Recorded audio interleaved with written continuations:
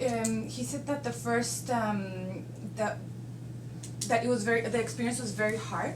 70 days they were suffering, they were thinking about their family, they were hoping to see their family. The first 5 days were very, very hard because they didn't know if they were looking for them or if they had abandoned them. They were 17 days without eating, so those 17 first days were very, very hard. Los primeros 17 días fueron muy duros porque no comía.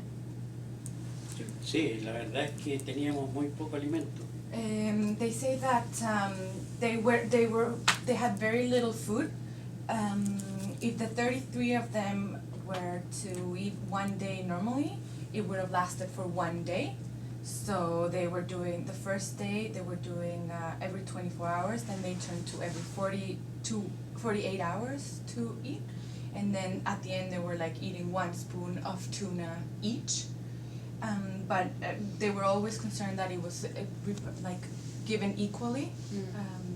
There was never like any egoism. They were trying to look for the way so that everybody could take the same. It was very hard inside the mind. But and ever since they've gotten out, they've had some problems, but minor problems, small problems, and these sort of activities is helping them like recuperate and get over all the bad things that they went through. And they say that the most affected ones were their family members. They were the ones that were most affected by the whole experience. He says it's partly because of how they were living outside. They were like during cold, and there was also fog, and they were very uncomfortable. They were thinking if their family inside were ever gonna come out, if they were alive.